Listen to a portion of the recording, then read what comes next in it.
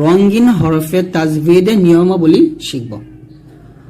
অর্থাৎ রঙিন হরফগুলাতে কিভাবে তাজভিদগুলো আমরা বুঝতে পারবো এই বিষয়গুলো নিয়ে আমি বিস্তারিত আলোচনা করব। ইখফা গুন্না, ইজহার গুন্না, ইদগাম গুন্না, ইদগাম মিম সাকিন, ইদগাম গুন্না, এই প্রত্যেকটা গুন্না নিয়ে বিস্তারিত আলোচনা করব।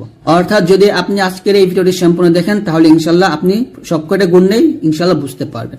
তো আমরা প্রথমে ইখফা গুন্না শিখব। তো ইখফা গুন্নাটা বুঝতে হলে আমাদের ইকফা যে হরফগুলা, এই হরফগুলো আগে মুখস্থ করতে হবে। ইকফার হরফ হচ্ছে 15টা। এখানে দেখুন লেখা আছে তা, সা, জিম, দাল, রাল, জা, সিন, শিন, সদ, দদ, ত, জ, ফা, কফ, কাফ। এই 15টা হচ্ছে ইকফার হরফ। তো এই যে নুন সাকিন, এটাকে বলা হয় নুন সাকিন, আর এটাকে বলা হয় তানভিন, অর্থাৎ দুই জবর দুই যে দুই পেশকে বলা হয় তানভিন। তো এই তানভিন এবং নুন সাকিনের পরে যখন এই 15টা হরফ আসবে, ভালো করে খেয়াল করুন, এই তানভিন মানে এই তানভিন এবং এই নুন সাকিনের পরে হরফে যখন এই 15টা থেকে একটা হরফ আসবে তখনই সেটাকে বলা হবে ইকফা গুন্না। সেখানে গুন্না করতে হবে। কিভাবে গুন্না করব? নাকের ভিতরে গোপন করে আমরা গুন্নাটা করব। হালকা নাকের ভিতর হতে উচ্চারণ করে গুন্নাটা করতে হবে, অর্থাৎ গুন্নাটা গোপন করে করতে হয়, ওই স্পষ্ট করে গুন্নাটা করতে হয়। তো এখানে দেখুন মিম নুন জের মিম, এই যে নুন সাকিনের পর কি আসছে? কাফ আসছে। তা কাফটা কার হরফ? কাফটা হচ্ছে এই যে ইকফার হরফ, এই যে কাফ ইকফার হরফ। তো নুন সাকিনের পরে এই কাফ, আর ঠিক আছে তানবিনের পরে এই যে কফ। তো এরকম নুন সাকিন এবং তানবিনের পরে যখন এই 15টা হরফ আসবে তখনই গুন্না করতে হয়। এটাই হচ্ছে ইকফা গুন্না। আর যদি আপনি কালার দিয়ে বোঝেন তাহলে এই যে কালারটা, এই কালারটা আপনি 7 রঙের যে কালারগুলো আছে এই কালার যেখানে পাবেন সেখানে ইকফা গুন্না সহজ, মানে এই কালারটা পেলে ইকফা গুন্না করবে। তাহলে গুন্নাটা হবে এরকম মিনকুম আলিমুন কদির। তো এরকম যদি আপনি কালারটা পান তাহলে এটা ইকফা গুন্না। আর এখানে আপনি মিং আলিমুন এরকম নাকের ভিতর থেকে গোপন করে গুন্নাটা করবেন। আর যদি আপনি অন্যভাবে বুঝতে চান তাহলে তানভিনের পরে এবং নুন সাকিনের পরে যখন এই 15টা হরফ আসবে তখনই আপনি এরকম নাকের ভিতরে গোপন করে গুন্নাটা করবেন। তারপর আসেন গুন্না, মানে হচ্ছে ওয়াজিব গুন্না। আমরা সবাই জানি ওয়াজিব গুন্নার হরফ হচ্ছে 2টা, মিম এবং নুন। তো ওয়াজিব গুন্নাটা বুঝতে হলে আপনাকে মিম এবং নুনের ব্যবহার বুঝতে হবে। অর্থাৎ যদি হরকতের পর হামজা জবর আ, হামজা জের ই, হামজা পেশ উ, মানে এক জবর এক জের এক পেশের পর এক জবর এক জের এক পেশ, তো একে একে আসে না, অবশ্যই যে কোনো একটা হরফের উপরে নিচে আসবে। তো এরকম হরকতের পরে যখন মিমের উপরে তাসদিদ আসবে অথবা হরকতের পর যখন নুনের উপরে তাসদিদ আসবে তখনই গুন্না করতে হবে। আর এটাকে বলা হবে ওয়াজিব গুন্না। কি গুন্না বলা হবে? ওয়াজিব গুন্না। তো গুন্না নাকের ভিতর হতে তৈরি হয় যা মিম ও নুনে পাওয়া যায়। অর্থাৎ নুনে এবং মিমে যখন আপনি এরকম তাসদিদ পাবেন হরকতের পরে তখন এটাকে ওয়াজিব গুন্না বলা হবে। ওয়াজিব গুন্নাটা হচ্ছে এরকম কালার। তো এরকম কালার যেখানে পাবেন সেখানে আপনি গুন্না করবেন। সহজ কথা, যদি আপনি এই নিয়মগুলো না মনে রাখতে পারেন তাহলে গুন্নাটা এরকম হবে আম্মা। মিম যখন গুন্না করবেন দুই ঠোঁট মিল করে গুন্না করবেন আম্মা। নুন যখন গুন্না করবেন জিহ্বার আগা উপরে তালুর সঙ্গে লাগিয়ে গুন্নাটা করবেন আন্না আম্মা আন্না এরকম। তারপর হচ্ছে ইখফা মিম সাকিন গুন্না, অর্থাৎ মিম সাকিন ইখফা গুন্না। দেখেন দেখুন দুইটা বিষয়, যখন মিম সাকিনের পরে বা আসবে, অর্থাৎ এটা হচ্ছে মিম, এই যে মিম সাকিন, এই মিম সাকিনের পরে যখন বা আসবে তখন তাকে বলে ইখফা গুন্না। মিম সাকিনের পরে যখন বাটা আসবে তখন তাকে বলা হবে ইখফা গুন্না। আর ইখফা গুন্নাটা মিল করে গুন্না করতে হবে এরকম আমওয়ালাহুম বিআন্না। এখানে আমওয়ালাহুম গুন্না হবে, হুমে গুন্না করতে হবে।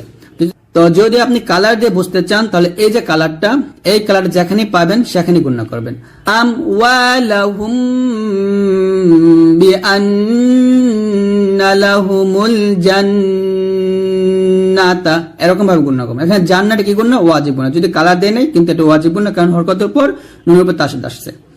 তো এরকম ভাবে যদি এই কালারটা পান, দেখুন একটা কালার কিন্তু আরেকটা কালার সাথে মিলে না, এই কালার যেখানে পাবেন সেখানে গুন্না করতে হবে। এটাকে বলা হবে মিম সাকিনের ইকফা গুন্না। তারপরে আসেন ইদগাম গুন্না। তো ইদগাম গুন্না বুঝতে হলে আপনাকে আগে জানতে হবে ইদগামের হরফ কয়টা। ইদগামের হরফ হচ্ছে 4টা, ইয়া, নুন, মিম, ওয়াও।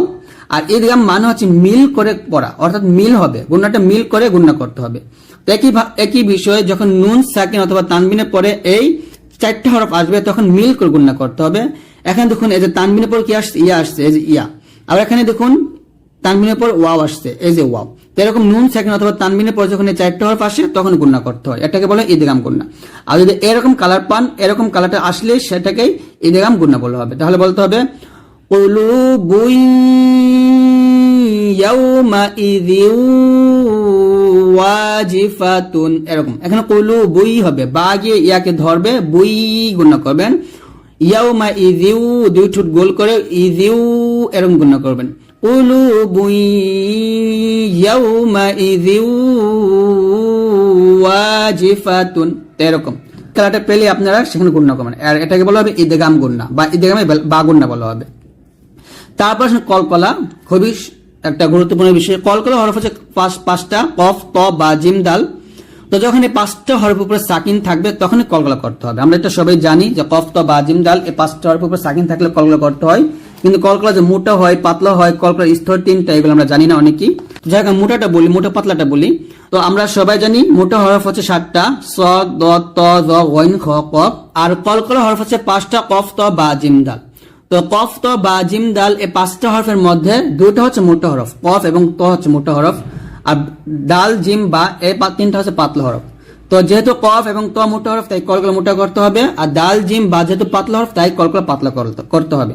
তাহলে এখানে দেখুন একটা সহজ নিয়ম হচ্ছে যে কফের উপরে যখন সাকিন আসবে, তর উপরে যখন সাকিন আসবে তখন কলকলা হবে, মানে 5টা হরফের উপরে সাকিন আসলে কলকলা হবে। কিন্তু কফ তো মোটা করে কলকলা করবো, আর দাল, জিম, বা এই 3টা হরফ পাতলা করে কলকলা করবো। তাহলে এখানে হবে ইকতারাবা, এরকম ইকতারাবা। আর কালার দিয়ে বোঝেন, এরকম কালার পেলে সেটাকেই কলকলা করবেন, মানে এরকম কালার যেখানে পাবেন সেখানে কলকলা করবেন। তারপর হচ্ছে কলব। কলব মানে হচ্ছে ইকলাব গুন্না, এটা খুবই গুরুত্বপূর্ণ একটা বিষয়, ইকলাব গুন্না। তো ইকলাবের হরফ হচ্ছে একটা, তা হচ্ছে বা, শুধু বা। তো যখন নুন সাকিন এবং তানবিনের পরে এই ইকলাবের হরফ আসে, নুন সাকিন অথবা তানবিনের পর যখন ইকলাবের হরফ বা আসে তখন কি করতে হবে? গুন্না করতে হবে। এখানে কি করতে হবে? একটা গুণাটা চেঞ্জ হবে, অর্থাৎ নুন সাকিনের পরিবর্তে আমরা মিম সাকিন পড়ব। আর তানবিনের ভিতরে আমরা জানি সবাই তানবিনের ভিতরে একটা নুন সাকিন হাইড করা থাকে, যেমন মিম দুই পেশ মুন, মিম নুন পেশ মুন, মিম দুই জের মিন, মিম নুন জের মিন, এই যে একটা নুন সাকিন হাইড করা থাকে। তো যে নুন সাকিনটা হাইড করা থাকে ওই নুন সাকিনটা আমরা মিম সাকিন মানে মিম সাকিন বানিয়ে গুণনাটা করি। তবে এখানে আরেকটা কথা, সেটা হচ্ছে ইকলাব গুণনাটা করার সময় আপনার দুই ঠোঁট সম্পূর্ণ মিল হবে না।